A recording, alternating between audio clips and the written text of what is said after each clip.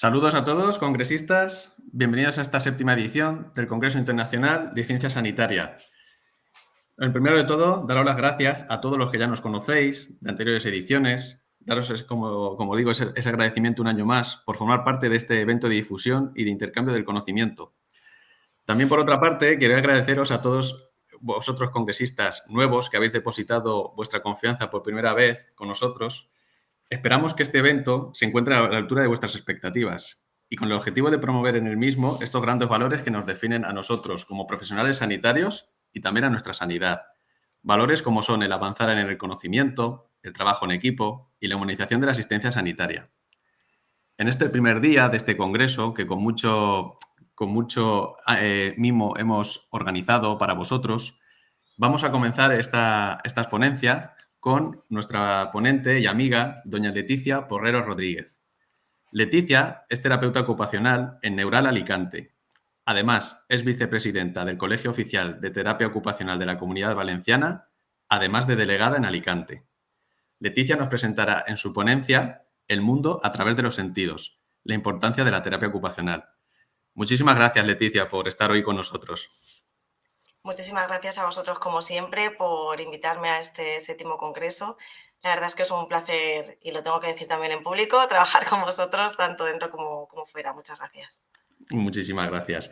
Para todos vosotros congresistas, recordaros que todas vuestras dudas podéis escribirlas en este chat que tenéis en la parte inferior derecha y al finalizar esta ponencia, Leticia os irá respondiendo todas ellas. Por supuesto, cualquier intercambio de comunicación, Leticia, que quieres hacer con ellos, también puedes indicárnoslo y haremos el de canal de comunicación. Muchísimas gracias y te damos paso cuando tú quieras. Perfecto. Bueno, buenos días a todos también y bienvenidos a esta primera charla a las 9 de la mañana. Todos también por vuestro esfuerzo y por vuestra motivación. Voy a empezar a compartir pantalla. Vale. Infinitas pantallas. Vale.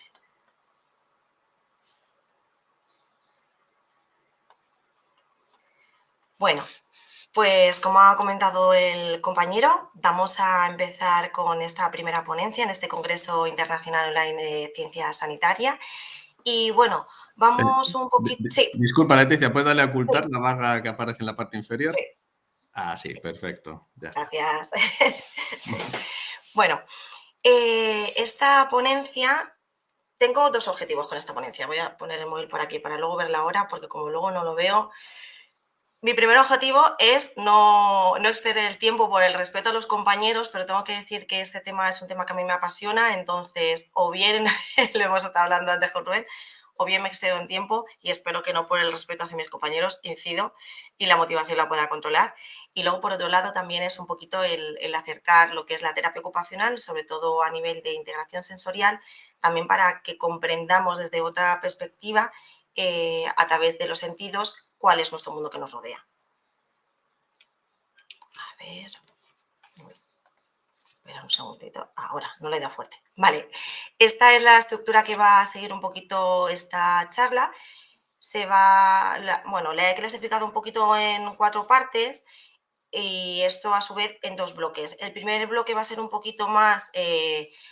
bueno, voy a intentar que todo tenga un componente práctico y de todas formas apuntaros las dudas para el final, ¿vale? Porque es cierto que el enfoque de integración sensorial, ya adentraré un poquito más en el tema, es valga la redundancia, es un tema complejo, por tanto en una hora me es un poquito difícil el transmitiros, ¿no? Pero sí que quiero que os quedéis claro con qué es la integración sensorial, cuál es el procesamiento sensorial, las diferencias entre integración sensorial y estimulación sensorial, que eso para mí es súper importante, y cuál es el impacto en el día a día, sobre todo en los principales sistemas sensoriales, para que luego podáis identificar un poquito cuáles son las banderas rojas, qué es lo que puede ocurrir cuando algo en el procesamiento sensorial no funciona de forma correcta, para que podamos abordar desde todas las disciplinas con un abordaje en común, qué es lo que podemos hacer para ayudar a esas personas.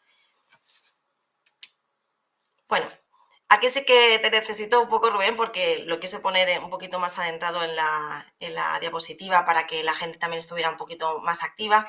Y como yo no os veo, sí que me gustaría saber un poco, en primer lugar, cuántos terapeutas ocupacionales hay en la sala, para saber un poco el manejo de la charla, por saber más o menos, no sé si Vale, ellos pueden alzar la mano o pueden en el chat. podéis escribir en el chat. De momento no Ya, es que contesta. es muy al No, principio. claro. De momento a ver, nadie. De momento no comenta nadie. A Ah, lo mejor es sí, que no hay mira. nadie. Sí, sí, sí, sí. Hay por aquí. Yana nos comenta que ella es terapeuta ocupacional. Tengo Si hay dos preguntas alguien. de todas formas. La primera es la de Sí, terapia ocupacional para saber más o menos testear y luego, si sí, no se sí. animan mucho. Hay también, sí, terapeuta y enfermera. Hay también varias enfermeras. Vale, Mucha enfermería, Leticia, ¿vale? vale, fabuloso. De hecho, la siguiente pregunta era eso, si más o menos tenían idea de lo que era la integración sensorial, porque luego lo volveré a preguntar. Sí, sobre todo enfermería, médico, te cae también. Sí, Fabuloso, sí, hay gran representación de todo el colectivo de sanidad. fabuloso, eso era el tema. Pues saber más o menos si explico, especializar un poco la ponencia, fabuloso. Pues bueno, muchísimas gracias también por interesaros en este mundo. Ahora sí que ya, porque sí que es cierto que ha habido un boom sobre la integración sensorial, es cierto que la integración sensorial como contexto multifactorial, ¿no?, en el que nos desenvolvemos en el día a día está muy relacionado con todos los sentidos y cómo procesamos la información, es decir, creo que es un tema súper importante independientemente de la disciplina a la que ejerzamos, incluso independientemente en el ámbito que trabajemos, porque creo que a todos nos influye, como ya os explicaré a continuación. Así que nada, agradecer enormemente también a las demás disciplinas por interesaros en qué podemos, ¿no?, ayudar entre todos. Entonces, bueno, esta foto sí que he querido un poquito adentrar, es una sala anterior, pero bueno, esto por ejemplo sí que sería una sala específica de integración sensorial y vamos a entrar ya en detalle. ¿Qué es la integración sensorial? Vale, la integración sensorial es un proceso neurológico que organiza las sensaciones de nuestro propio cuerpo y del ambiente, como he comentado antes, para dar una respuesta adaptativa. ¿Esto qué quiere decir? Cómo siento mi cuerpo, cómo percibo el entorno, será finalmente con esa organización y con esa información que yo recibo, cómo pueda yo responder ante la demanda del ambiente. Si mi cerebro no procesa bien la entrada sensorial, o incluso no percibe bien la de mi propio cuerpo, generalmente tampoco voy a poder dar una respuesta adaptada, no voy a poder dar un comportamiento eficaz ante la demanda o ante las actividades de la vida diaria. ¿Vale? Esta teoría de integración sensorial fue creada por la doctora Ginés, terapeuta ocupacional y neurocientífica, en un principio para descifrar un poco las dificultades que ya veía en los niños, ya que veía problemas en la autonomía personal, veía incluso problemas de conducta, veía una conducta desadaptativa en ciertos niños sin patología previa, en los cuales veía que no daba respuesta en las teorías en ese momento para dar, para otra vez la redundancia, una respuesta adaptada para el tratamiento. Entonces empezó a investigar y creó la teoría de integración sensorial. Aunque se inició obviamente en el infante, ¿no?, porque es cuando vemos, cuando empezamos con el desarrollo, todos tenemos un perfil sensorial, esto lo quiero dejar claro desde el principio, y está en constante cambio. Este aspecto determina nuestras preferencias y aspectos, tanto que nos gustan como no nos gustan. Aquí en la sala habrá gente que le guste la comida picante, habrá gente que le guste la comida salada y habrá gente que le guste la comida dulce. Eso no solo es en la comida, es en todos los aspectos. Es en los aspectos de que nos gusten los colores más fuertes, más brillantes o que nos guste vestir de negro. Va desde que me gusta hacer deporte o actividades más sedentarias. Va desde que incluso me puede interferir mis preferencias y mi perfil sensorial en el trabajo porque me guste aspectos más de tener contacto con la gente o de tener menos contacto con la gente. ¿Vale? Por eso la importancia de también conocer y saber no solo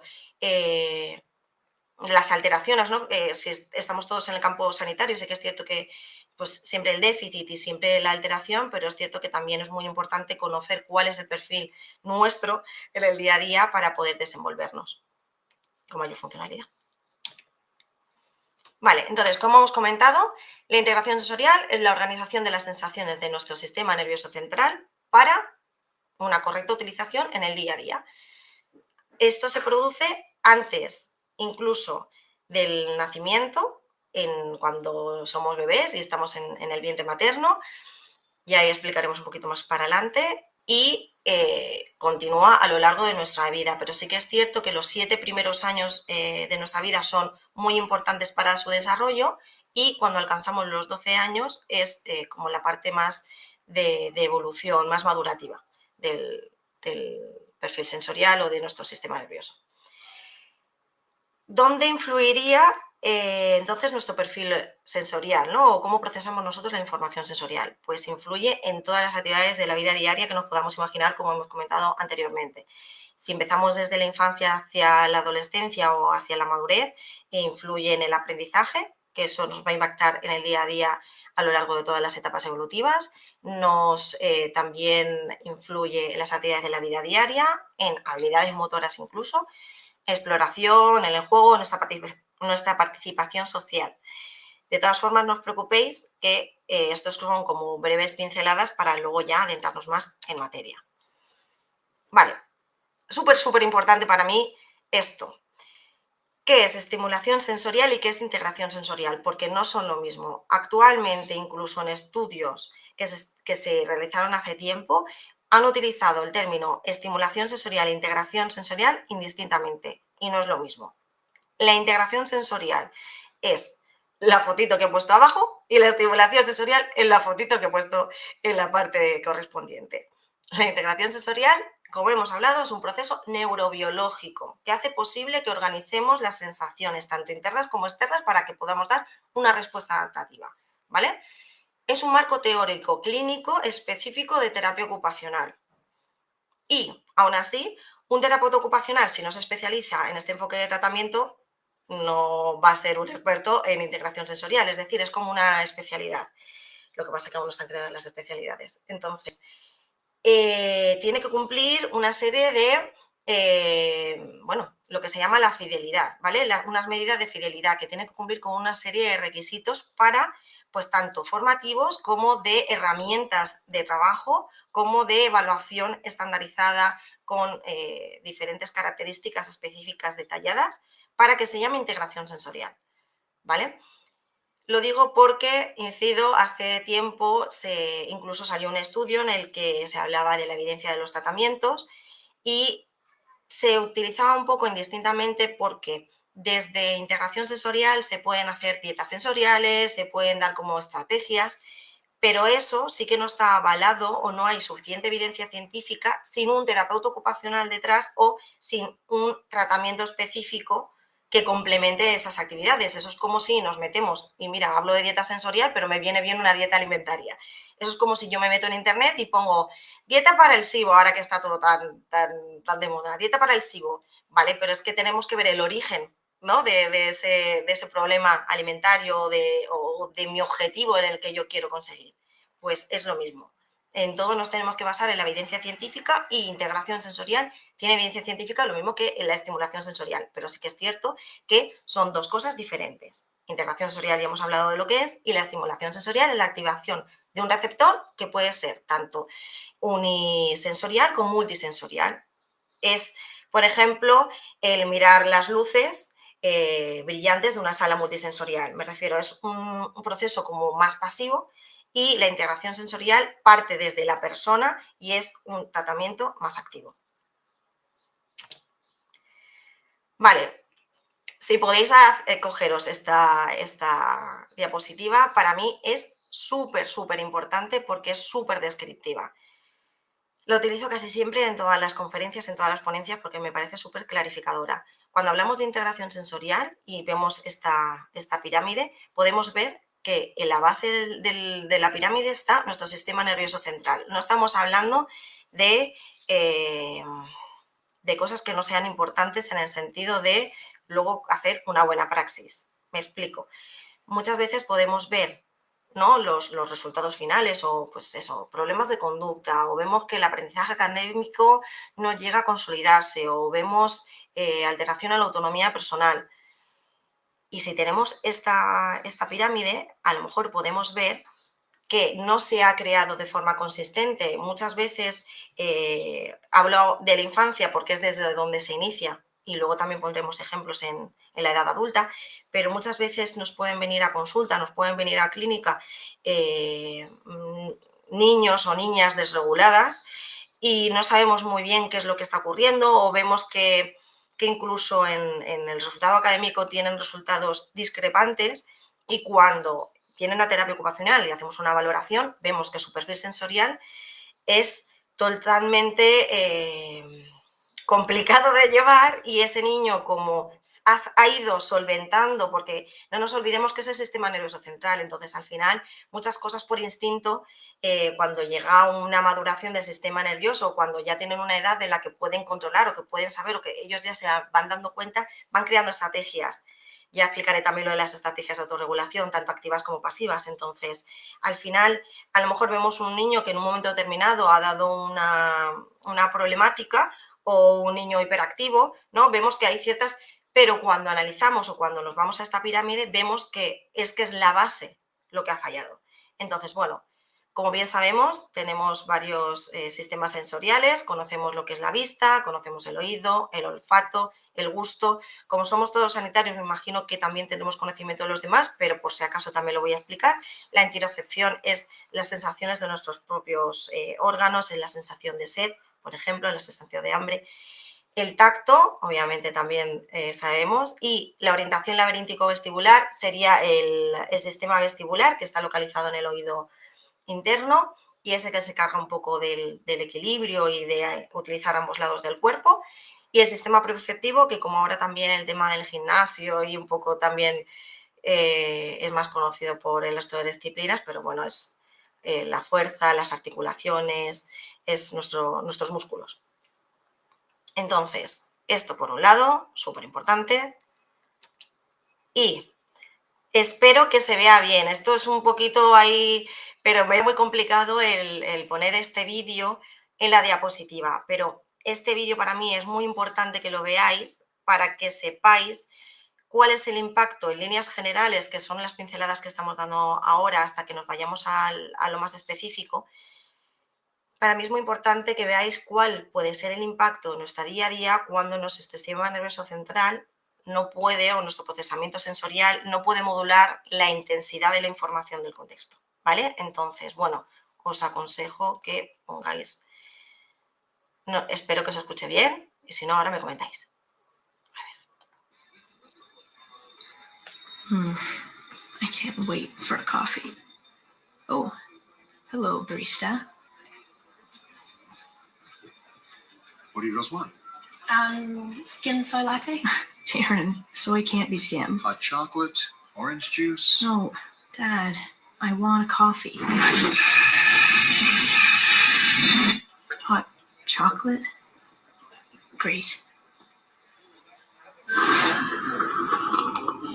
So I was thinking of going to Sarah's later. Could you give me a ride? Yeah, sure. Are you cool with taking your sister? Yeah. Wait, what? I have my own plane. Carly. Okay, I'll see you tonight, okay?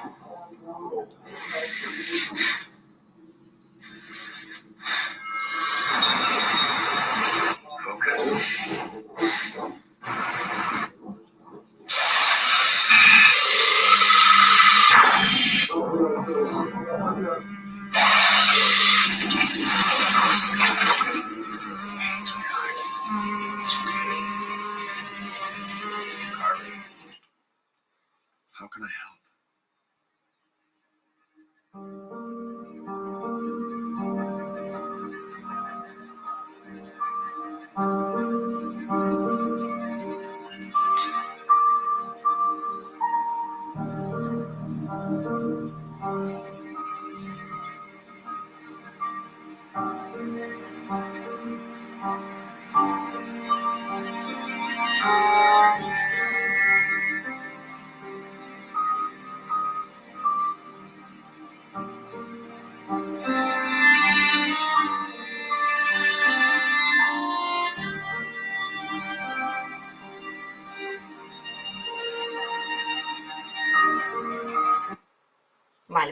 en este vídeo que también el trabajo del perfil sensorial de vosotros a nivel visual, porque se veía bastante pixelado, pero es que este vídeo no está, os recomiendo meteros en este terapeuta ocupacional, en Red Sensorial, porque tiene un montón de vídeos traducidos a habla hispana y nos adentra, ¿no? Por ejemplo, en este autismo no verbal, en este caso, porque también tiene más dificultades, pero bueno, nos podría pasar con un niño más pequeño que tiene dificultades a la hora de expresar porque no sabe ni siquiera lo que siente su cuerpo.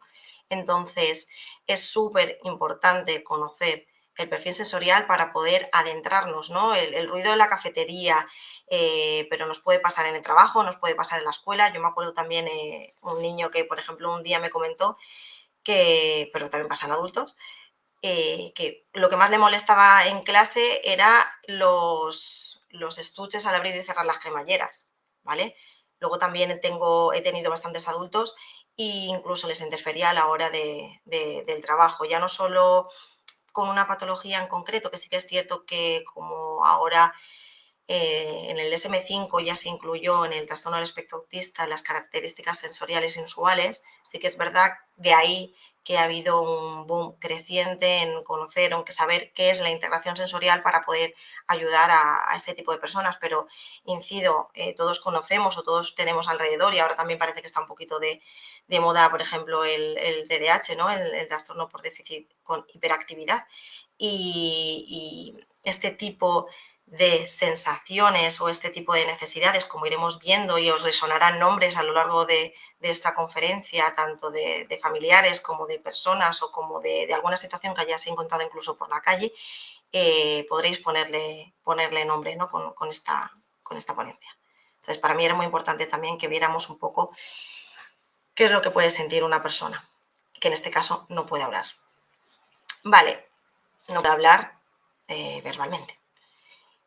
Vamos a empezar en esta parte ya hablando de los sistemas sensoriales, ¿vale?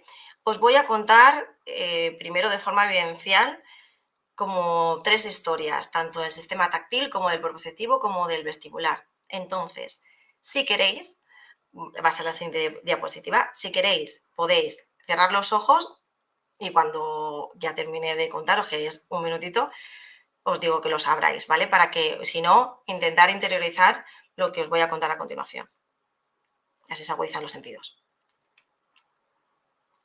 Atravesáis a pie un callejón oscuro, como atajo para ir a cenar después de una jornada de trabajo. Durante el día ha llovido y hace que el ambiente esté humedecido y cargado. De pronto, os parecen oír pasos a vuestra espalda. Os volvéis, pero no veis nada. De repente, notáis el roce de algo en la pierna y sentís como un escalofrío recorre todo vuestro cuerpo. Y echáis a correr, hasta la farola más cercana. Os habéis mojado un poco la ropa, sobre todo los calcetines, y eso os hace sentir realmente incómodos.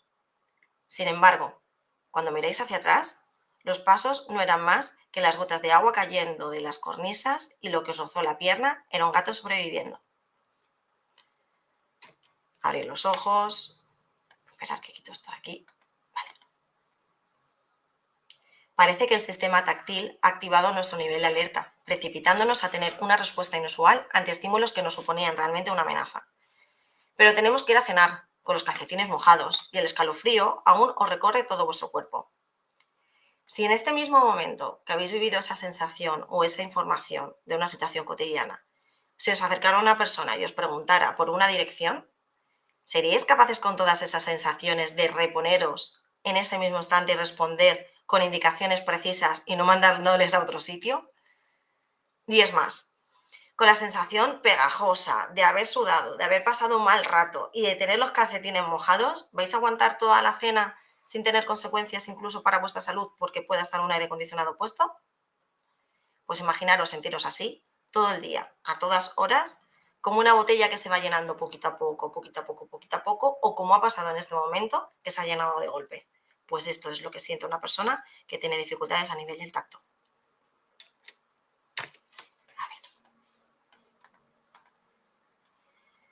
¿Qué aporta nuestro sistema táctil? ¿No? Como bien sabemos, están los receptores de la piel, que es el órgano más grande, ¿no? Comentaban. Entonces, nos ayuda a un montón de aspectos, incluso los emocionales. ¿Pero qué nos puede interferir?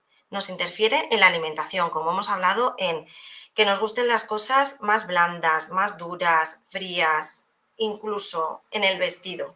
En el vestido, en las costuras del calcetín, las etiquetas de la ropa.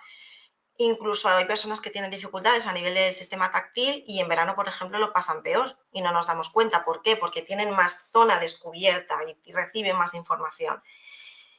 Sí que es cierto, quiero aprovechar, ya debido a que somos profesiones sanitarias las que estamos aquí, es cierto que puede haber dificultades en el procesamiento de la información sensorial de cualquiera de estos sistemas y puede ser por base o también puede ser, por ejemplo, por una alteración a nivel fisiológica. Es decir, por ejemplo, una persona con dolor neuropático, o sea, me refiero a este tipo de... Y tendrían un abordaje complementario, pero sí que es cierto que no es el procesamiento de la información el que está dañado, sino estaríamos hablando de otro aspecto. Pero bueno, este enfoque nos ayudaría a contribuir a una mejora, pero sí que es cierto que no sería como base, porque no es el sistema nervioso central, no es el procesamiento que no esté sabiendo qué, sino que hay una lesión en otro nivel.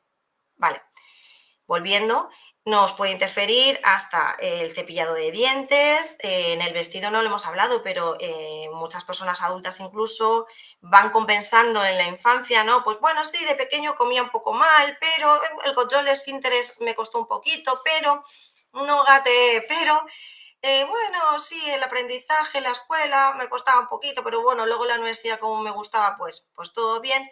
Y ahora de adulto me encuentro con que cuando voy a cenar, y voy a relacionar un poco también este ejemplo con los demás sistemas sensoriales, cuando voy a cenar me molestan un poco los ruidos, sobre todo a la hora de cenar, ¿no? Que ha pasado todo el día y a lo mejor esa botella se ha llenado.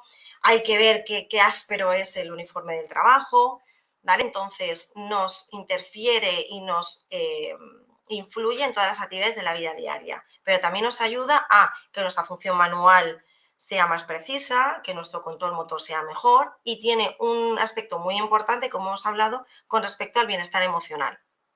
Hay gente que prefiere más contacto, hay gente que prefiere menos y hay gente que necesita el contacto y no lo tolera. Y de ahí viene la desregulación. Vale, otra historia con el sistema perceptivo. Si queréis cerrar los ojos y si no, no os preocupéis. Estáis en una casa desconocida, con amigos que habéis hecho hace poco. Entréis a la cocina para coger agua fresca de la nevera, teniendo a vuestras espaldas la puerta. Cuando de repente se apaga la luz y escucháis ruidos de puertas, de armarios y cajones abriéndose. En un instante, notáis como alguien os coge y os da vueltas, moviéndoos del lugar. Un fuerte ruido se escucha al cerrarse la puerta. Está todo oscuro y cuando os movéis, notáis golpes en las piernas, en los brazos, en la cabeza, en todas partes de vuestro cuerpo, debido a que esos cajones de los armarios están abiertos. De repente, caéis al suelo. Habéis tropezado con algún objeto que no lográis ver. No sabéis en qué parte de la cocina estáis para llegar a la puerta y encender la luz. Tampoco qué hacer con vuestro cuerpo para protegerlo de los golpes, ni de cómo moverlo para llegar al interruptor.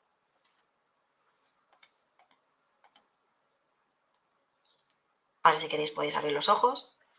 Sin luz, el sistema perceptivo es el encargado de informar a nuestro cuerpo de dónde está y qué tiene que hacer para dar una respuesta adaptativa.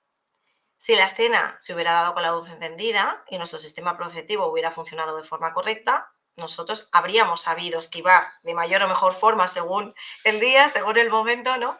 Y según nuestra motricidad o nuestra coordinación en ese momento, pero en líneas generales habríamos sabido esquivar mejor los obstáculos que con la luz apagada, dándonos vueltas y sin ver lo que ocurre, ¿no? Y cambiar también de amigos graciosos que no hacen gracia y va a ser la última vez que quedéis con ellos. Pues eso es lo que ocurre cuando el sistema perceptivo no está dando la información suficiente al cuerpo para que reaccione ante el contexto o, ante el contexto y ante tu cuerpo referente a los estímulos que están a nuestro alrededor. En este caso, contribuye el sistema perceptivo, por ejemplo, a que nosotros seamos capaces de mantener una correcta postura en la silla, que a su vez, si yo no tengo que estar pendiente de mi postura y yo tengo una postura y estoy a gusto, mi nivel de alerta, mi sistema nervioso central va a poder recibir mejor toda la información. Esto es cierto también, importante, que los sistemas sensoriales no se dan de forma aislada. Es decir, aquí hemos desfragmentado y estamos hablando y vamos a hablar de 3 principales porque son de los que más se basan la teoría de integración sensorial, pero como bien sabemos y hemos visto, tenemos muchos más sistemas sensoriales. Y unos compensan otros y otros ayudan a otros, pero sí que es cierto que como línea general necesitamos un buen tono muscular, por ejemplo, para ayudarnos a mantener una postura erguida, necesaria para tener las manos libres, no estar así y poder prestar atención. Que esto es, por ejemplo, una de las cosas que suelen pasar, por ejemplo, con los niños y con los no tan niños. Movernos a lo largo de un pasillo y no chocar contra la pared. También nos ayuda a cuánta presión tengo que hacer para escribir y no romper el lápiz, o bien graduar la fuerza para abrir o desenroscar una botella o incluso abrir una bolsa de patatas, y eso a la vez nos va a ayudar para la mayoría de actividades como sistema basal, ¿vale? Si siento mi cuerpo y no tengo que estar pendiente de él, me siento bien.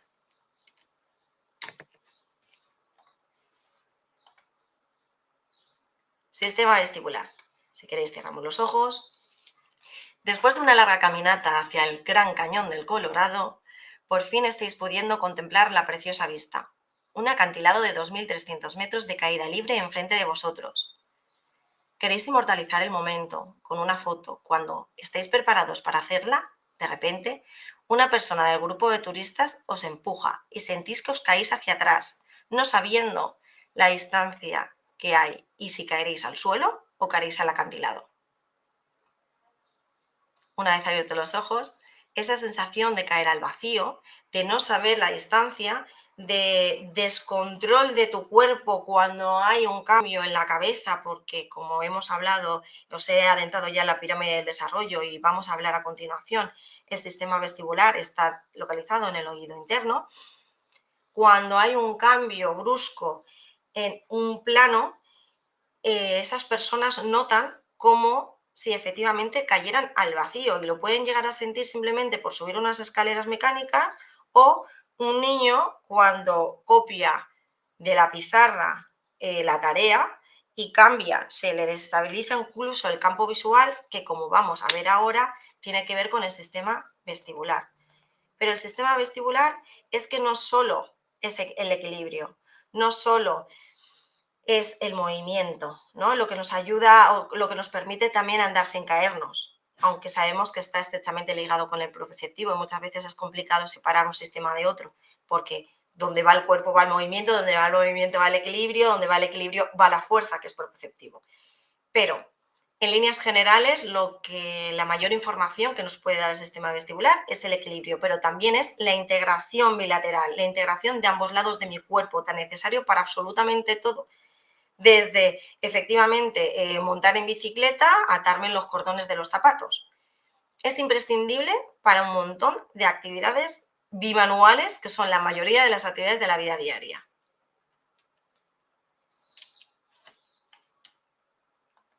Y iros apuntando si queréis luego ya para, por si hay alguna duda. Vale, entonces, mi objetivo en líneas generales, ahora también hablaré, es que sepáis cuáles son las principales contribuciones o cuáles son las principales aportaciones que nos pueden hacer estos sistemas en nuestro día a día, para que podamos saber identificar qué es lo que ocurre cuando algo no ocurre, ¿no? Cuando algo se está dando de forma incongruente o cuando hay alguna respuesta inadecuada y qué podemos hacer. Esto es un ejemplo súper basal de cuál es el procesamiento de la información sensorial, porque el procesamiento de la información sensorial, como os he comentado, es muy complejo. Entonces, en líneas generales yo estoy ahora mismo aquí y alguien me toca, noto que me toca, ¿vale? Registro. Entonces, espera que me voy a poner esto aquí, vale. Alguien me toca, noto que me tocan, lo registro. Me giro para saber qué ocurre, es decir, oriento la atención. Veo que es una persona que me ha tocado y entonces interpreto. Me ha tocado fuerte, me ha tocado flojo, es decir, cuál es la intensidad, modulo la intensidad de la información que me ha dado y entonces organizo una respuesta. Me giro, lo conozco, le saludo, le tengo que decir que no lo conozco de nada y que se ha confundido, y entonces es cuando ya ejecuto la respuesta, ¿vale? Eso es, en líneas generales, lo que hace el procesamiento sensorial. Registra, entonces orienta la atención, cuando ya tiene la atención, modula la información, es bueno o es malo, entonces interpreto, ya sé lo que debo hacer y ahí ya entran también aspectos motores de la acción necesaria para esa respuesta de ese estímulo sensorial.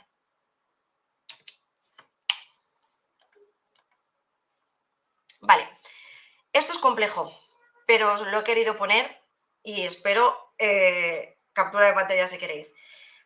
En las teorías de integración sensorial, hay muchos autores, todos van desde la perspectiva de la doctora Giners, pero luego hay diferentes discípulos y luego cada uno pues le va dando como su toque personal a las teorías. Eso significa que también luego hay diferentes interpretaciones de las respuestas, pero en líneas generales, yo que llevo muchísimos años trabajando con este enfoque, a mí me encaja más esta autora, que se llama Winnie Dan, para interpretar un poco cuáles son las respuestas que luego vemos en clínica, porque en muchas ocasiones podemos ver, repito, niños con patología, niños, con patología, sin patología, pero vemos alteraciones en el procesamiento de la información sensorial. Entonces, ¿qué es lo que ocurre? ¿Qué es lo que está pasando? ¿Qué es lo que estamos viendo? ¿No? Pues entonces, la teoría de los umbrales neurológicos es algo que encaja perfectamente con lo que podemos ver claramente. Es decir, hay personas que tienen un umbral muy alto de respuesta, es decir, necesitan mucha información sensorial pues, para rellenar esa botella.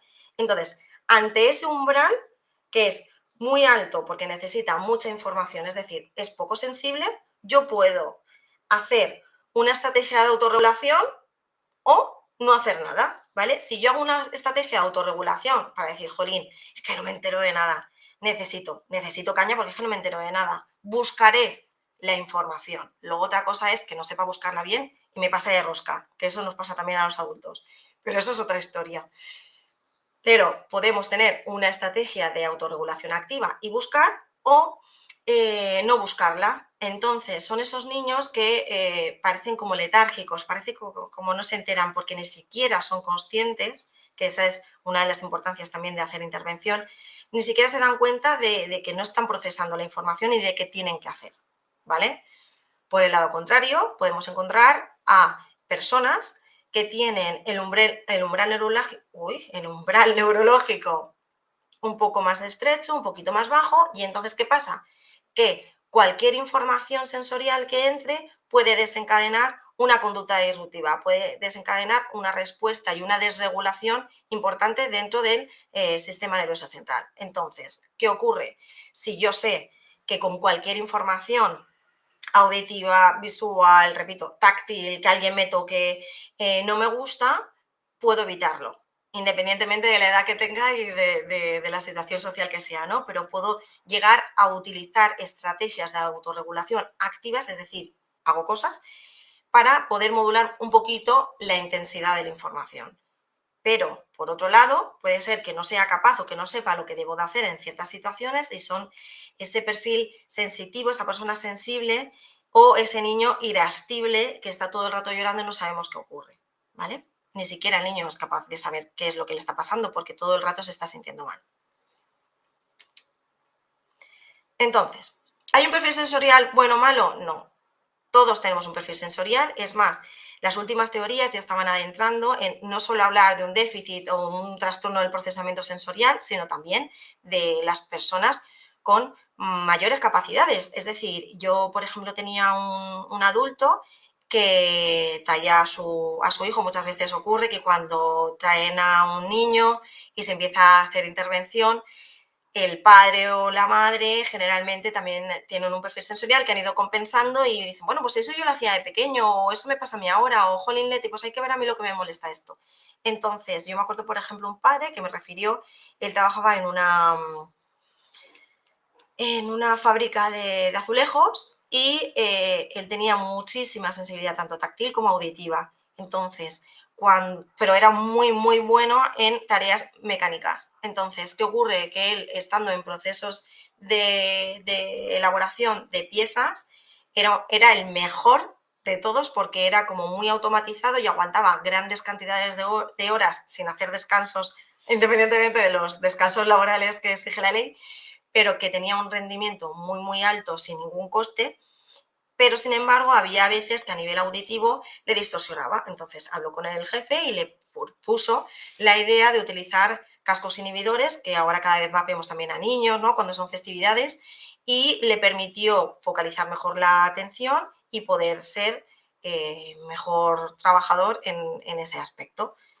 Entonces, cuando hay un problema, cuando limita algún área de nuestro desempeño ocupacional, de nuestra vida diaria, si no, pues bueno, pues poquito a poco cada uno tenemos nuestras capacidades y nuestras sensibilidades. ¿Qué podemos hacer al respecto? Súper importante saber identificar qué es lo que está ocurriendo, sobre todo con los niños suelen ser o suele dar la cara, ¿no?, o tanto como con problemas de conducta como con aprendizaje, y entonces saber ir a un especialista, como todo, para hacer una buena praxis, pero también es lo que os he comentado ahora, por ser terapeutas ocupacionales no significa que estén certificados en integración sensorial. Tienen que tener pues unas horas, tienen que saber pues, tener un material específico en la clínica, tienen que saber abordarlo también desde el contexto natural. Entonces, no nos olvidemos a su vez que, porque esto también me es importante decir, que las herramientas que se utilizan para intervención son herramientas de intervención, no son chiqui parks, son salas muy divertidas, pero son herramientas de trabajo. ¿Qué quiere decir con esto? Que solo se utilizan como herramientas de trabajo, porque sí que es verdad que en determinados momentos, si las podemos utilizar como otras cosas, al final se pierde el objetivo cuando lo volvemos a hacer una herramienta de trabajo, porque ya no podemos observar detenidamente o con esa precisión que se necesita para hacer un abordaje integral. Por consiguiente, como es lógico, se debería hacer una valoración con pruebas estandarizadas en la que detecte cuál es el origen, qué es lo que está ocurriendo, y ahora de todas formas también adentraré un poquito más este tema, sobre todo para, como hemos hablado, todos somos un equipo, todos tenemos personas a nuestro alrededor que ocurren, incluso nos puede pasar a nosotros, entonces que estemos en completa unión para que luego podamos todos trabajar desde unas pautas especializadas, ¿no?, específicas, porque ya sabemos qué es lo que está ocurriendo en esa persona, podamos trabajarlos todo en equipo. Vale, aquí sí que os aconsejo, esto es súper vivencial, voy a verla ahora, aunque he mirado ya un poco antes, bueno, vaya, voy ahí. Poneros incluso, si tenéis los cascos, me espero aunque sea un minutito, porque este sí que es importante para que lo interioricéis, la importancia de ver el mundo a través de los sentidos, pero cuando los sentidos no son los que nosotros percibimos, sino los que perciben otra persona. Voy a dar al play. Este es un poquito largo, pero sí que es importante para que veáis en todos los aspectos.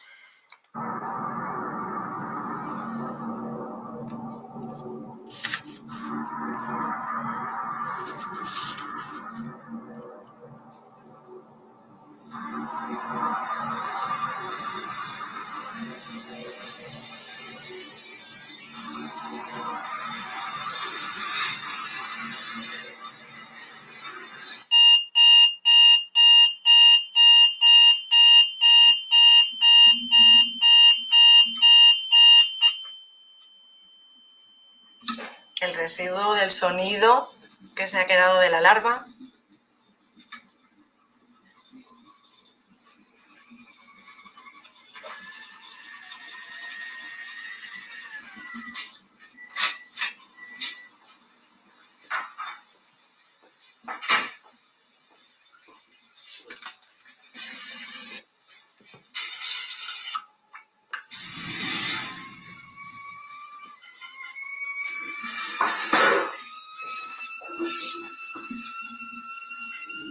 Y esto es empezar el día y no se ha vestido.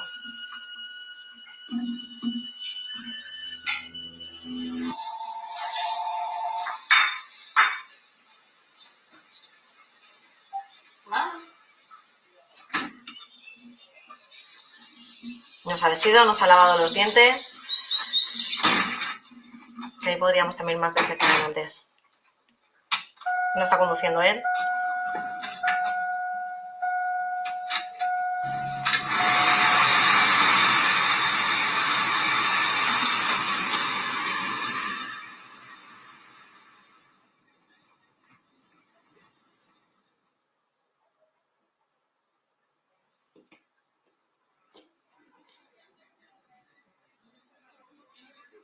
escuela, instituto, trabajo. No me puedo concentrar cuando hay tanta gente hablando para hacer un informe. ¿El aire acondicionado lo han arreglado? ¡Oh, las mochilas! ¿Por qué la gente tose?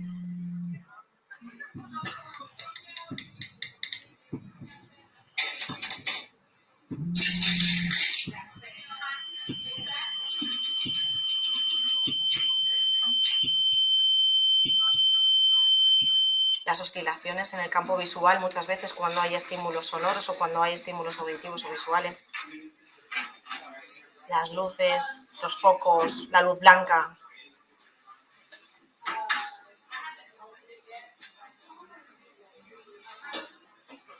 La propiocepción para no darte con los pupitres.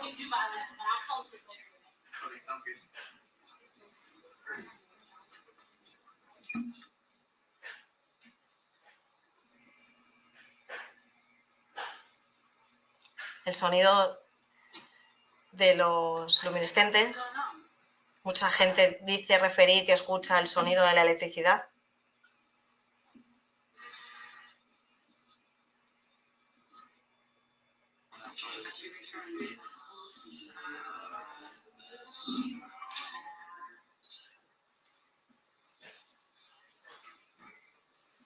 La fotosensibilidad, que en muchas patologías también nos ocurre, aunque no sea directamente su origen el sistema nervioso central.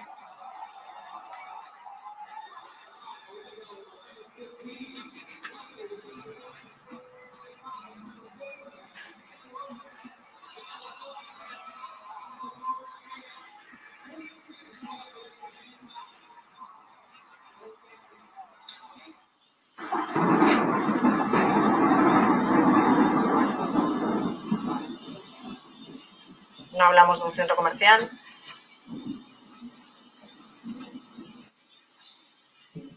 No hablamos de un hospital.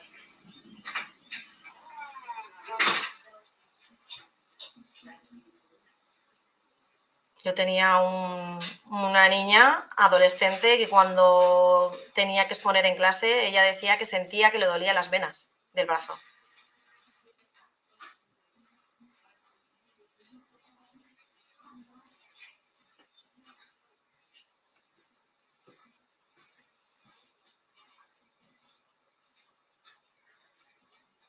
Y incido, no ha salido nada del vestido, de que la etiqueta moleste, de que la costura se clave, de que alguien le haya tocado, de que le haya hecho. ¿Vale? Pero bueno. Aquí os he puesto 3 casos un poco mezclando toda la información, también para que veamos un poco claro.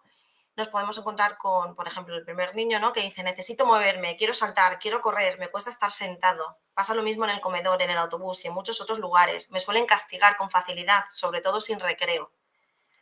Este niño puede ser que tenga necesidades, ¿no? Que lo que hemos hablado, su umbral sea alto, necesita mucha información, pero al menos este niño sabe lo que tiene que hacer y sabe que tiene que buscar información. Pero ¿cómo la busca? Es un niño.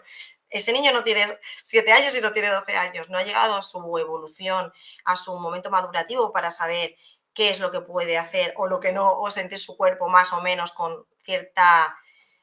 obviamente si todos nos vamos a un parque temático no lo vamos a pasar bien, pero después de ese parque temático podemos leer un libro concentrados, pues a lo mejor este niño sí, ¿vale? Entonces encima son típicos niños que se les castiga porque se están portando mal, se les castiga porque pues no para de moverse y es cierto y hay que entender y muchas maestras también habían en esta ponencia, ¿no? en este congreso, como también el tema de jolín, es que son muchos niños, entonces si tienes cada vez hay más niños con alteraciones en el procesamiento de la información sensorial o cada vez hay ¿cómo decir?, una manera de procesar la información diferente. Sí que es cierto que a nivel de educación nos falta aún mucho cambio, a nivel de, por mucha LOMLOE, ¿no?, por mucha ley que estén cambiando y que estemos dando pasos, pero sí que es cierto que necesitamos un cambio a nivel educativo porque sentamos muy pronto a los niños cuando ese sistema no está madurado para tener un buen control, ¿no?, el sistema perceptivo, el sistema vestibular. Entonces, Es verdad que cada vez podemos ver más necesidades, pero si encima el niño lo está haciendo para poder sentir su cuerpo, para poder dar una respuesta más adaptativa y le castigamos en recreo, va a hacer efecto rebote. Por el lado contrario, podemos encontrar el caso de esta niña que hemos hablado, que puede tener pues, un umbral un poquito más, el umbral un poquito más alto, pero no sabe ni siquiera lo que tiene que hacer. Entonces, no sabe dónde está su cuerpo y no recuerda dónde estaba la silla. Suelo ser torpe, me doy golpes y tropiezo con facilidad. Mi mochila suele estar muy desordenada y suelo mancharme mucho cuando como. No controlo mi fuerza y sin querer a veces rompo cosas. Muchos hijos, también personas que tengan hijos, les pasará y pues bueno, como todo en la vida, ¿no? Lo que hemos hablado antes, cuando hay un problema, pues cuando hay una gran limitación, pero sí que es cierto que suelen ser niños que al no saber cómo procesar la información de su cuerpo, no saben procesar la información externa. Entonces, esa desorganización, lo que decíamos al principio, que decía la autora Jeners, si mi cerebro no puede procesar la información, al final no voy a poder organizar mi comportamiento, que es lo que vamos a ver. Nosotros no vamos a ver que el sistema nervioso central está desorganizado, vamos a ver que es una persona o es un niño desorganizado. Por otro lado, podemos encontrar el perfil en el que su umbral neurológico sea más bajito, tenga más sobrecarga sensorial y entonces nos podemos encontrar a un niño o una niña, ¿no? Y los niños y niñas siempre están gritando, me molestan, prefiero estar sola. No me gusta hacer la fila porque no me gusta que otros niños me toquen. Niños que a lo mejor vemos que, pues eso, en el patio, ¿no? Nunca esperan la fila o nunca están cerca, siempre están como corriendo, pues quizás es que hay algún problema en el sistema táctil, ¿no? Y que esto que yo puedo percibir como que alguien me toque, lo puedo recibir como si fuera un pinchazo, que si fuera una aguja, por eso también lo he relacionado antes con otras patologías. Entonces, si al final del día recibo mucha información y mi botella o mi sistema nervioso central está sobrecargado, pues al final puedo meter un golpe a algo o a alguien por no saber qué está ocurriendo en mi cuerpo, no saber qué hacer de forma correcta con el espacio y al final lo que vemos nosotros es una conducta desadaptativa. Por eso es tan importante en que todos sepamos qué es todo, que sepamos qué podemos hacer, porque lo importante es trabajar en equipo. Sobre todo por eso, porque me imagino que a todos os habrá resonado alguien, o incluso algún caso personal, o incluso alguien diga, oye, pues yo puede ser que tenga algún trastorno del procesamiento sensorial. Entonces, por eso es tan importante todos trabajar en equipo. Estrategias sensoriales, ¿vale? Este es el último módulo, más o menos, más o menos. Vale, os he querido poner un ejemplo antes de entrar, porque es verdad que yo soy muy estricta y Rubén también se ríe, pero sí que es cierto que prefiero ser estricta porque luego puede pasar cosas. Es decir, os he puesto aquí un ejemplo. Yo no soy dietista nutricionista y no sé si a todos os gustan las fresas, ni si os están bien las fresas, ni si tenéis alguna alergia alimentaria a la fresa o a sus componentes o la forma de lavarla o los químicos que le echan, ni a los hábitos que realicéis en vuestra vida diaria, ni el de vuestras familias, y quizás a lo mejor no coincidamos nunca más. Pero yo en esta ponencia os voy a recomendar a todos que comáis fresas, porque las fresas son súper buenas, súper saludables, es fruta, y no solo os lo voy a decir a vosotros, sino que también lo deben hacer vuestras familias, porque esto es fabuloso, comer fresas es sano, y al ser sano no tiene por qué tener ninguna contraindicación. Pero es lo que os he hablado antes. ¿A alguien le puede sentar mal? Claro. ¿Alguien podría incluso morir si nunca ha tomado una fresa y resulta que es alérgico? Pues también. Y luego está la elección de la fresa. Yo os puedo recomendar fresas, pero ¿cómo es la fresa? Grande, pequeña, verde, madura, muy madura. O sea, ¿cuál es la recomendación luego general? ¿Y cuál es la duda que se pueden tener después de esta conferencia, ¿no? Y si incluso autoexigís, mira, es que he visto una conferencia de Leti a las 9 de la mañana, un gustazo, y desayunando y me han apetecido un montón de fresas. Ha dicho que son súper buenas y que todos tenemos que comer fresas. Y ahora la familia compra fresas. Y todo el estrés para la familia. Entonces, con este ejemplo quiero decir que el uso de estrategias generales funcionan, por supuesto, claro que sí, con un control, pero que también tenemos que tener precaución para hacer una buena praxis. Aquí os he puesto diferentes gadgets, features que nos pueden ayudar también para la autorregulación en casos en todos los casos, porque yo incluso he realizado cursos obviamente, de integración sensorial, ojalá los tuvieran los demás, porque a mí sí que me gusta mucho el toquetear cosas, soy una persona también activa. Y me acuerdo que, pues eso, nos daban diferentes materiales, todos los objetos los tenéis que probar, por cierto, siempre para saber cuál es la información que podría recibir al mínimo basal una persona que no tenga ninguna alteración. Entonces, sí que es cierto que este tipo de cosas, al estar toqueteando, ¿no? Hay estímulos que nos ayudan a activar nuestro sistema nervioso, lo que hemos hablado antes, que he comentado en ejemplo como superficial, de nuestro nivel de alerta. Es bueno que se active nuestro nivel de alerta porque nos ayuda a prevenir, a tener cuidado, a tener precaución con diferentes aspectos, o incluso nos ayuda a mantener la atención en determinados momentos como esta hora, que la he propuesto yo, por cierto, para que sepáis a quién echar la culpa. Pero sí que es cierto que a su vez, si nos pone en alerta en situaciones en las que no debemos de estar, y eso no lo hace a lo largo del tiempo, nos va a provocar una gran disfunción en nuestra vida diaria a nivel general, ¿vale? Entonces, os he querido clasificar 3 informaciones que nos pueden dar las experiencias o la estimulación. Por un lado tenemos las experiencias inhibidoras, que nos ayudan a controlar un poco la información, ¿no? Como puede ser, si yo recibo una cosquilla y no me gusta, el tacto firme me va a ayudar a quitarme esa sensación como de hormigueo, de cosquilleo, ¿no? Esa presión profunda, hacer actividades de resistencia, la temperatura tibia. Estímulo vestibular rítmico y lento, eso podría ser el balanceo, lo típico que cogemos a un niño y lo mecemos, ¿no? Ese sería, por ejemplo, el estímulo.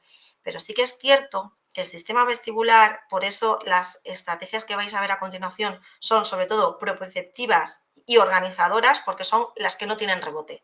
Es decir, el sistema nervioso central sabemos que es como una botella y a veces se puede llenar, y se puede a veces llenar de golpe. Yo he tenido casos, incluso muchos casos, es como algo súper común, sobre todo cuando trabajamos con una patología, en el que dentro de su perfil sensorial, independientemente que nosotros no estamos igual un lunes o un martes a diferentes horas, esa persona tampoco lo está. Y independientemente de eso, incluso con un ambiente controlado, restringido y con una formación específica, esa persona puede variar a lo largo del tiempo. Por eso es tan importante el estar todo el rato de forma constante.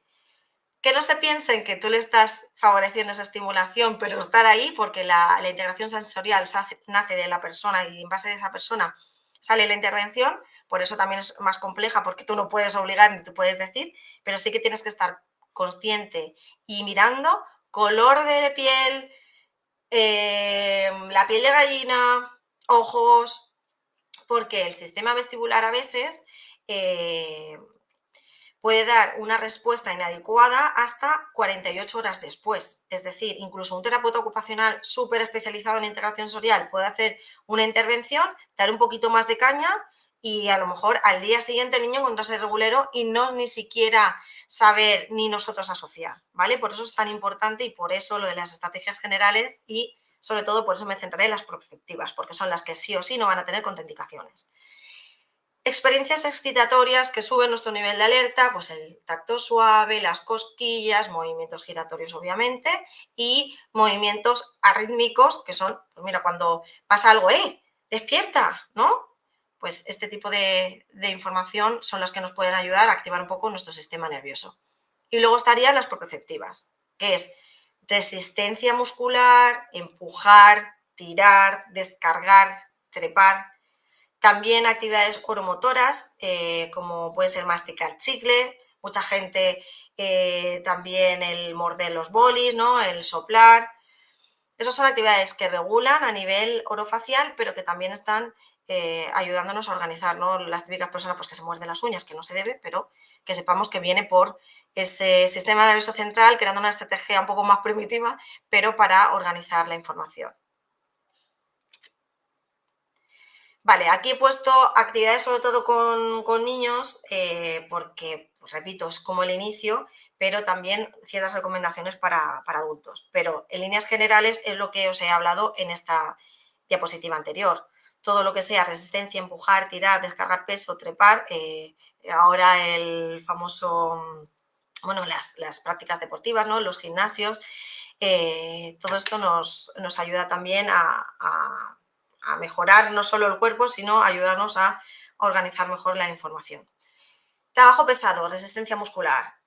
En el aula, por ejemplo, o en casa o en diferentes entornos, nos puede ayudar a realizar actividades como cargar bolsas, que encima nos ayudan a nosotros también en el día a día, transportar objetos que pesen, siempre con mucho cuidado, porque sí que es cierto que muchas veces este tipo de niños, ¿no?, que tienen a lo mejor dificultades, vemos que el tono muscular es como un poco bajitos, son un poquito así como torpones, entonces sí que es cierto que si encima a eso le pones peso, le va a ayudar a sentir su cuerpo, pero ojo, con cuidado, porque si no al final muchos niños incluso son hiperlaxos también, entonces puede ser contraproducente, pero bueno, en líneas generales un poquito de peso controlado nos puede ayudar, mover el mobiliario, borrar la pizarra, hacer actividades de pizarra. Me acuerdo una madre, por ejemplo, que una vez me dijo que pintaban mucho en el espejo y entonces luego con el dedo lo borraban y le ayudaba para la grafomotricidad, te haces resistencia con el dedo, ¿vale? Llevar cesto de la ropa sucia, sacar la ropa de la lavadora, dependiendo la carga, usar cintas elásticas de estas de... que antes quería hacer el CrossFit, pero no sé por qué no me salía, pero bueno, en un adulto sería el CrossFit.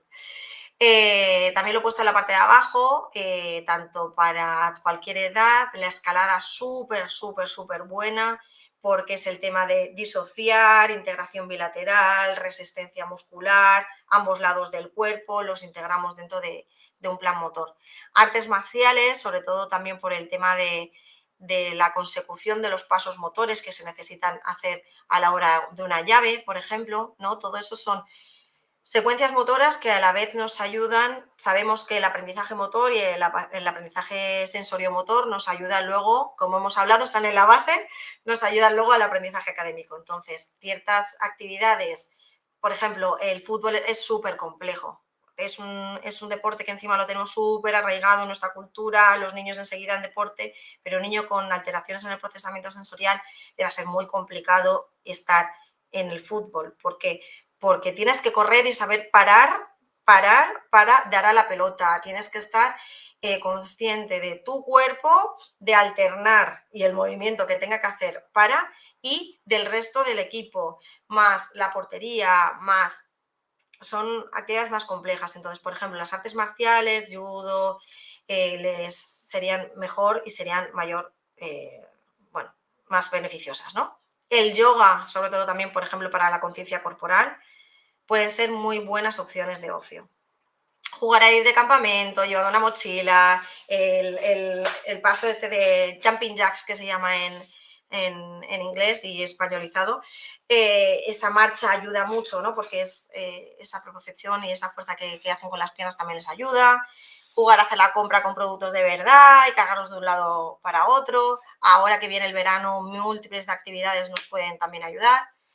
Hacer un sándwich en el sofá con diferentes cosas, pero sobre todo por el aplastamiento sin poner la cabeza, por Dios, nos ayuda a darle esa conciencia corporal que necesita y ese planeamiento motor para salir. ¿Qué ponemos? Tomate, esa secuencia también cognitiva, ¿no? de una serie de elementos para crear el sándwich. Pero sobre todo, por ejemplo, actividades de conciencia corporal pueden ser muy buenas. Ahora que estamos en verano, la playa, por ejemplo, bueno, ya no hablo de la arena, pero bueno, por ejemplo, pues con la crema o sin la crema, con el dedo, dibujar una letra en la espalda o incluso hacer un dibujo en la espalda y que el niño, la niña o el adolescente, me da igual, esto es un juego muy chulo, tenga un folio delante y dibuje lo que está interpretando que tú le estás dibujando en la espalda. Todo eso nos ayuda también un poco a organizar las informaciones, y bueno, y también las emociones al sentirnos más conformes y más de acuerdo con nuestro cuerpo. Porque no olvidemos que si nosotros no podemos procesar bien la información sensorial, tampoco nos vamos a sentir bien con nuestro cuerpo ni con las demandas del ambiente. Me acuerdo también, me ha pasado en alguna ocasión que algún paciente me ha referido a decir, jolín, es que quiero salir de mi cuerpo, es que no puedo más. Es un gran desafío desde que me levanto, desde que pongo el pie ya en el suelo hasta que me vuelvo a acostar en la cama. Para mí todo es un desafío. Entonces, por eso es tan importante que todos trabajemos en equipo. Conclusiones. Todos tenemos un perfil sensorial que nos va a ayudar a tener ciertas preferencias. Cuando existe una disfunción es cuando limita alguna esfera de mi desempeño ocupacional Y ahí es importante que contactemos con un terapeuta ocupacional porque es el que ahora mismo está avalado para saber qué es lo que está ocurriendo, cómo está ocurriendo y cómo podemos ayudar para que todos trabajemos en equipo con diferentes perspectivas, diferentes miras, pero con un objetivo en común. ¿Qué dificultades podemos encontrar cuando hay una alteración en el procesamiento de la información sensorial? Ya hemos hablado que impacta en toda nuestra vida diaria porque nos afecta a nivel de la autorregulación, nos afecta en las habilidades sociales, en nuestras destrezas tanto a nivel de motor fino como grueso y alimentación, vestido, higiene, entre otros, como puede ser a nivel laboral. Conclusión. No hay integración sensorial sin terapia ocupacional, si no puede ser estimulación sensorial. Ya sabemos que la estimulación sensorial no es lo mismo que integración sensorial.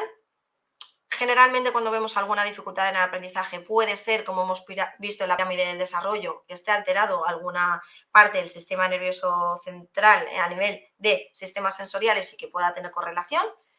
Somos terapeutas ocupacionales, no integradores sensoriales, no nos olvidemos, trabajamos el desempeño ocupacional, ocupación en la persona, y esto es una herramienta más de trabajo dentro de nuestro maletín. Las estrategias generales no suelen tener evidencia, independientemente de que puedan ayudar, por supuesto, claro que sí, y es importantísimo un trabajo en equipo. Así que nada, muchísimas gracias por vuestra atención. Al final me he pasado 6 minutos. Os paso las referencias bibliográficas por si acaso alguien quiere hacer captura de pantalla y si necesitáis algo, ya he terminado. Muchas gracias a todos. Muchísimas gracias a ti, Leticia, por tu magnífica ponencia, de verdad. Darte la enhorabuena en nombre, yo creo que de todo el equipo y también de todos los congresistas. Creo que también ha sido una magnífica forma de empezar este congreso, una ponencia muy divulgativa. Se nota tu experiencia y tu formación en este contenido y de verdad, darte la enhorabuena porque también lo has conseguido hacer de manera muy interactiva, poniéndonos en primera persona, ¿no? de todas estas personas que realmente creo que existe mucha inexperiencia, ¿no? O poco contenido o poco conocimiento en este campo y la verdad es que nos has hecho un acercamiento espectacular. Muchísimas gracias. Gracias a vosotros. Pues a continuación, todos los congresistas que tengáis para realizar cualquier consulta a Leticia, podéis ir escribiéndolas en el chat que tenéis en la parte inferior derecha y comenzaremos a leérselas.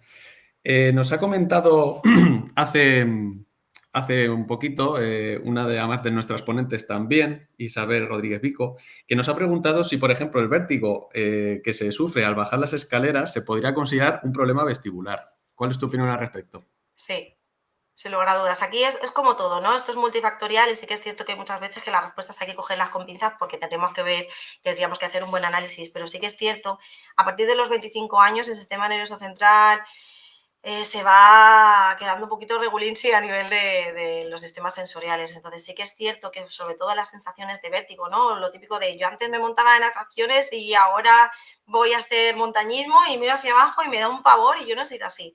Pues es poquito a poco porque es un proceso evolutivo normal. Entonces sí que es cierto que puede ser un montón de cosas, pero también puede estar interferido primero, seguro que está interferido con el sistema vestibular, porque es un cambio de plano, incluso si son escaleras mecánicas, por ejemplo, esa referencia de estar en movimiento tampoco ayuda a nivel de conciencia corporal de dónde estoy, no es lo mismo si estoy quieta, las escaleras mecánicas son peores que las escaleras que están fijas. Y sin lugar a dudas también puede ser incluso por un constipado y puede ser a nivel anatómico, que es lo que hemos hablado antes, y no solo del procesamiento sensorial. Estupendo, claro. Nos pregunta también por aquí Carmen Reyes. A ver. Sí. ¿Quién hace el perfil sensorial y a partir de qué edad? Vale. El perfil sensorial es una herramienta que ahora mismo se está utilizando. El tema es que a nivel de integración sensorial ha habido un boom, sobre todo por el DSM-5. Entonces sí que es cierto que muchos profesionales con el tema de querer ayudar están pasando evaluaciones que pueden estar abiertas o no, pero sobre todo, o sea, yo puedo pasar a lo mejor una prueba sin diagnóstico, no diagnóstico al uso, sino sin la interpretación, pero sí que es cierto que yo el perfil sensorial, por ejemplo, que es una herramienta buena, pero es verdad que es un cuestionario sin más rellenado por los padres, tiene que ser y tendría que estar pasado por un terapeuta ocupacional, sobre todo para la interpretación. porque no solo esa prueba nos da, a mí me gusta mucho el perfil sensorial, pero es verdad que yo no lo utilizo solo para diagnosticar, valga la redundancia, diagnosticar o ver qué es lo que ocurre, ¿no? A nivel del procesamiento de la información sensorial. Utilizo otras pruebas estandarizadas y hago unas observaciones clínicas y en base a todo ese conjunto, porque muchas veces, por ejemplo, depende del niño, hay para diferentes edades y creo que es hasta los 14 años, hay diferentes perfiles sensoriales. Incluso hay para la escuela, hay para casa. Pero repito, no nos olvidemos que es un cuestionario. Entonces, como terapeuta ocupacional, que estoy especializada en ello, me puede dar mogollón de información y me encanta porque habrá en muchos contextos en los cuales yo no esté.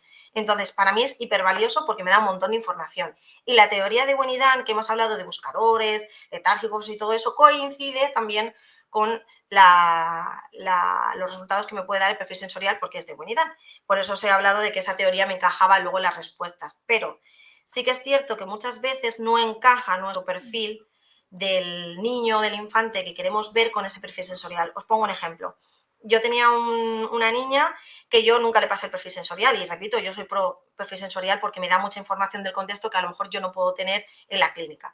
Y me acuerdo que una profe me dijo, Leti, hemos hecho un curso, nos han informado sobre sensorialidad, que no sé quién lo dio, pero sí, y nos han dicho que tenemos que pasar el perfil sensorial. Y dije, ostras, pues esto es como todo en la vida, pues quieres atreverte adelante, no te lo aconsejo porque luego vas a tener dudas, porque no estás formada, ¿no?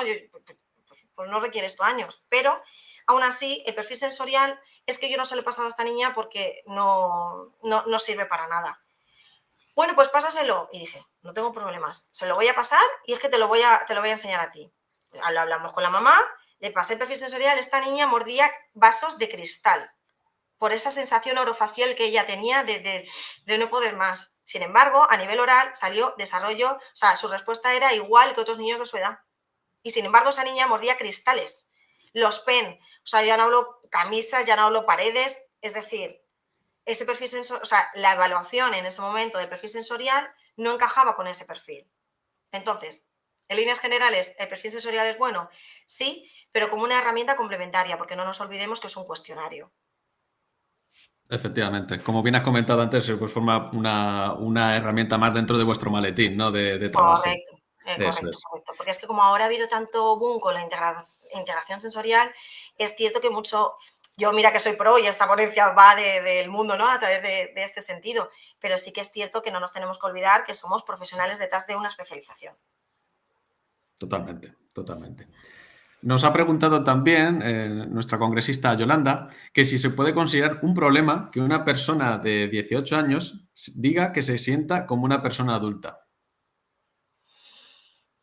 Bueno, aquí no sé si sería sensorial o no, aquí tendríamos que ver un poquito más, pero sí que 18 años es adulto, ¿eh? Esto, ¿me podría dar más información?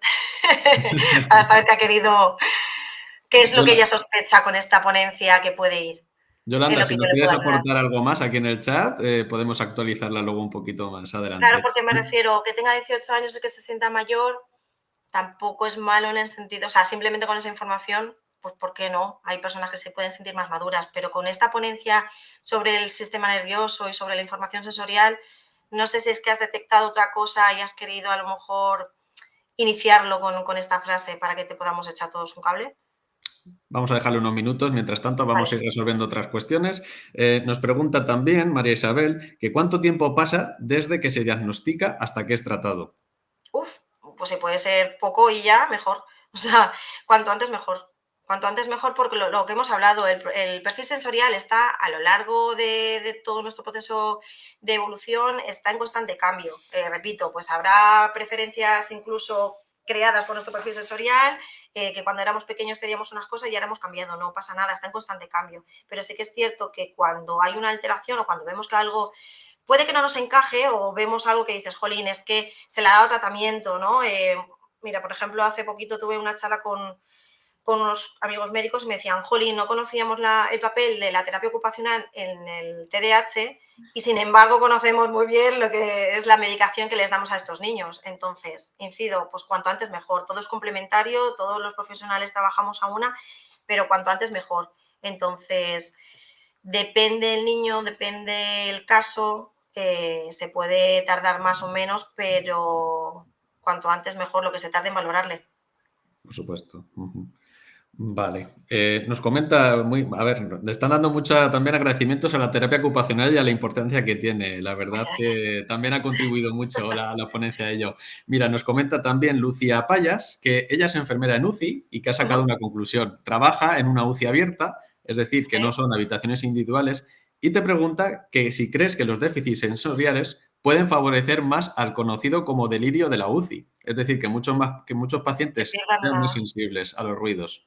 Por supuestísimo, además, por eso decía que a lo mejor hay muchas cosas que no vienen del procesamiento sensorial o sí por una situación en UCI, posoperatoria, sin lugar a dudas, sin lugar a dudas. Es cierto que los ambientes, pues eso, cuando entramos en un hospital o sobre todo la UCI, ¿no? Reanimación, o sea, son experiencias vitales que creo que si todos hemos pasado por alguna las tendremos para siempre y sí que es verdad que, bueno, hay ciertas cosas pues, que no se pueden hacer diferentes, ¿no? Los ruidos de las máquinas, el estar conectado a un montón de cosas, diferentes edades, diferentes patologías y diferentes estados.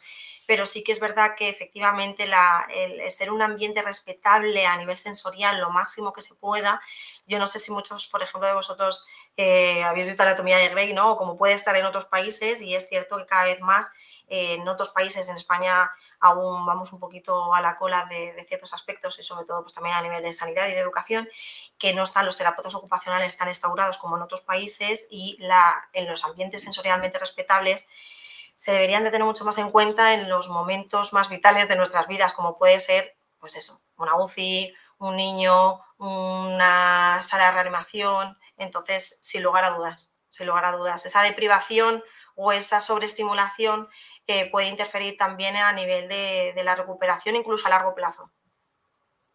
Ujú. Estupendo. Pues, ¿qué más?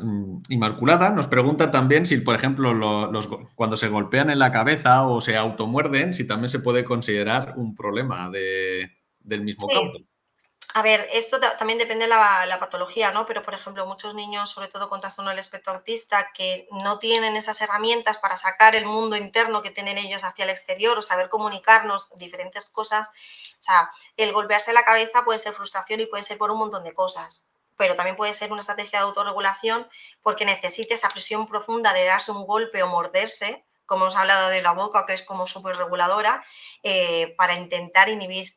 Y inhibir puede ser primera hora de la mañana porque desde que ponen el pie en el suelo es ya un reto, como hemos podido ver en el segundo vídeo, desde el final del día, efectivamente.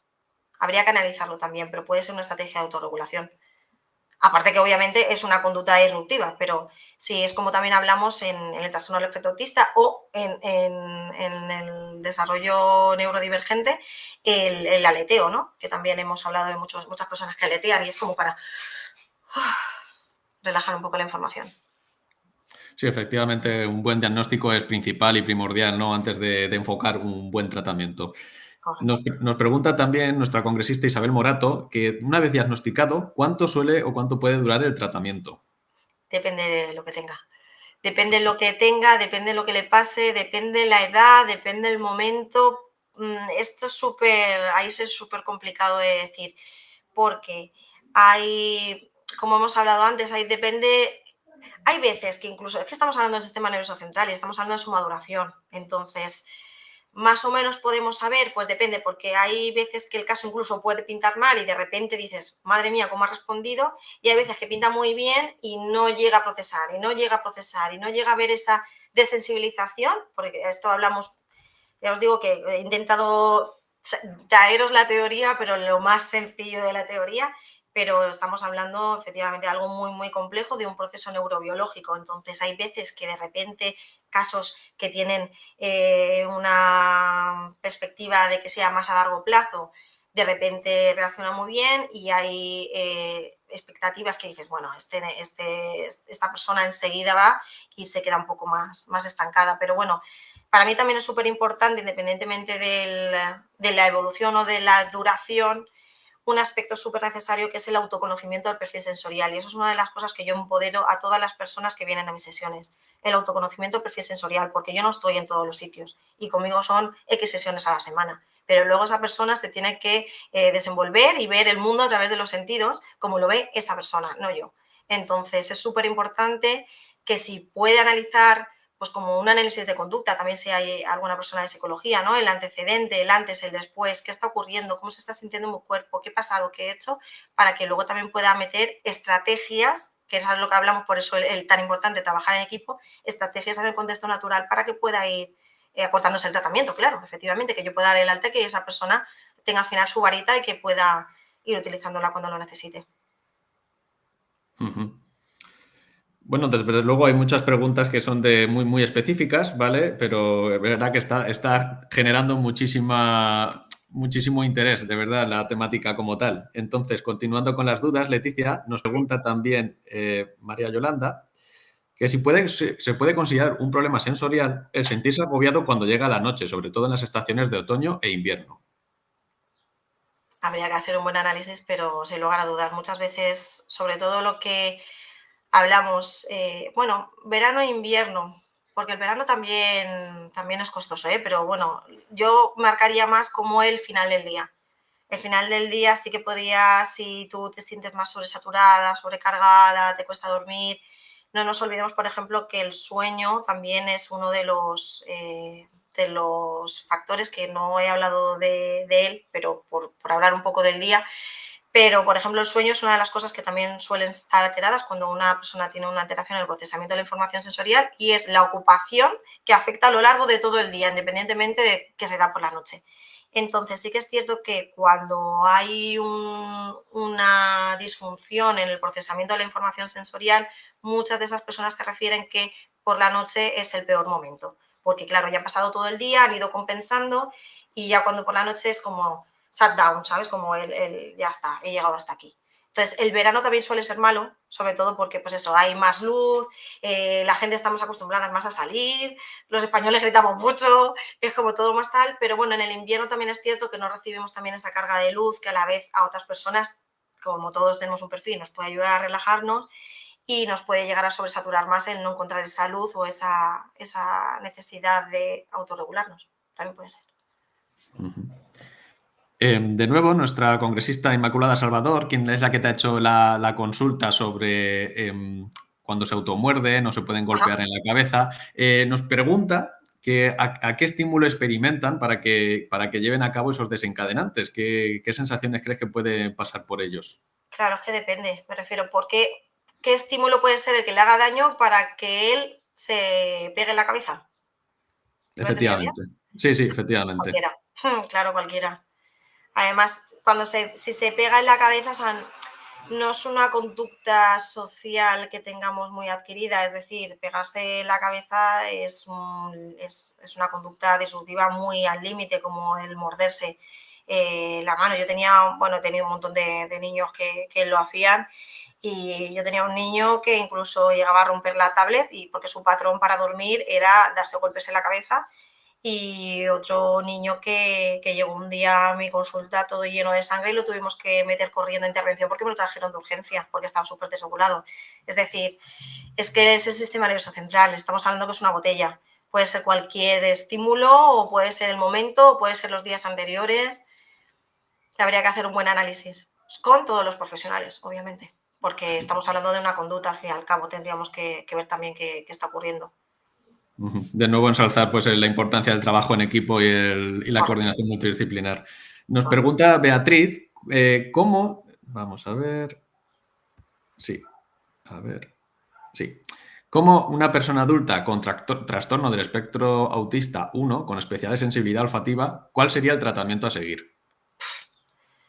Pues primero, depende no solo este aspecto diagnóstico que ya he dado, sino cuál es el perfil, porque es lo que hablamos, nuestro perfil sensorial es uno, ¿no? Pero nos ayuda a tener ciertas preferencias también por ciertos otros aspectos, no solo la disfunción. Entonces, habría que ver, es que el olfato además es algo como muy complejo porque volvemos a la cultura española, que si las colonias, es todo un ambiente multisensorial, que sonidos, texturas, estamos como todo muy implícito.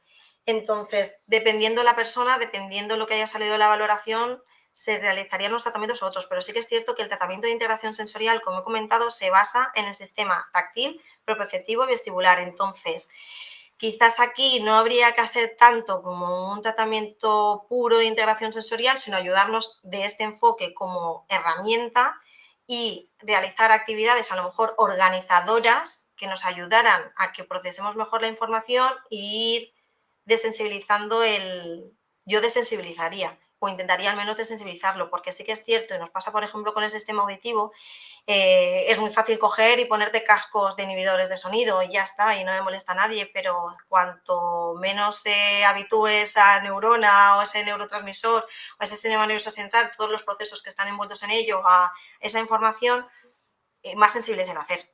Entonces, yo haría una desensibilización y ahí también trabajaría con los profesionales. Vale, pues por parte de los congresistas ya no existe ninguna duda adicional. Sí que me gustaría por mi parte hacerte una en particular y también incluso para todos aquellos congresistas que piensen de manera idéntica. Está claro que con esta ponencia nos has hecho una aproximación de lo que es el concepto de integración sensorial, pero me gustaría consultarte aquellos sanitarios o aquellos profesionales que estén interesados en hacer una formación específica en integración sensorial, ¿qué recomendación les darías al respecto? Pues a ver, es que el tema que la formación en integración sensorial en sí puede estar abierta, pues los cursos introductorios, efectivamente, de teoría, pero lo que son, por ejemplo, ya tratamientos más completos de abordaje o de evaluación, como la teoría de integración sensorial es pura y específica de terapia ocupacional, esos aspectos, claro, sí que no están abiertos porque solo estamos nosotros los certificados, no todos los terapeutas ocupacionales avalados para esa guía. Entonces, sí que es cierto que hay diferentes formaciones, lo que pasa que es verdad que podéis tener la dificultad de entrar por eso mismo, porque al ser un enfoque de integración de terapia ocupacional específico, sí que no suele estar abierto para el resto de profesionales. Entonces, sí que tendrías que ver un poco la oficialidad del curso, ¿no? Con lo que siempre hablamos y que fueran generalmente introductorios. Introductorios sí que tenéis bastantes. Vale, vale, vale. Que son como este Pues tipo o incluso un poquito más para que también ayudaros a cuando trabajemos todos en común, ¿no? Lo mismo que a mí me encanta trabajar con fisioterapia y cuando me explican cosas, no quedarme ahí a cuadro y decir, Dios, no he entendido nada, ¿no? O al menos el saber poner la información en las cajas organizadas para luego saber trasladar la información y luego poder trabajar en equipo. Ahí sí que tenéis cursos, pero ya te digo que de evaluación y de intervención están cerrados porque solo los terapeutas ocupacionales estamos avalados para utilizar el enfoque. Pues de verdad, muchísimas gracias por todo, porque ya no solo por tu ponencia, sino también porque ha sido modo consultorio de tantos casos particulares que has estado aquí resolviéndonos. De verdad, muchísimas gracias por una mejor manera que inaugurar este congreso con tu ponencia y daros las gracias también a todos los congresistas que habéis estado aquí con nosotros compartiendo este momento con Leticia. Muchas gracias de nuevo, Leticia, por todo. Muchas gracias a vosotros, como siempre. Es más, si cualquier sugerencia o cualquier cara para el año que viene queréis otra cosa también, proponedlo también al Congreso, que estaremos abiertos incluso de casos clínicos, pero sí que es verdad que lo que hablábamos anteriormente, ¿no? Que hay que saber un poco de dónde viene, ¿no? Que eran los objetivos de esta ponencia, saber de dónde viene para saber detectar y luego saber cómo podemos trabajar juntos. Así que nada, muchísimas gracias a todos. Desde luego, desde luego. Muchísimas gracias de nuevo. Por hoy damos por finalizada esta primera ponencia. Recordaros a todos los congresistas que la siguiente ponencia tendrá lugar a las 11:30, que será presentada por don Francisco Álvarez Salvago, quien nos hablará de las diferentes perspectivas del estado de salud global 5 años después del diagnóstico de cáncer de mama. Os esperamos también en la siguiente ponencia. Muchísimas gracias. Muchísimas gracias a todos.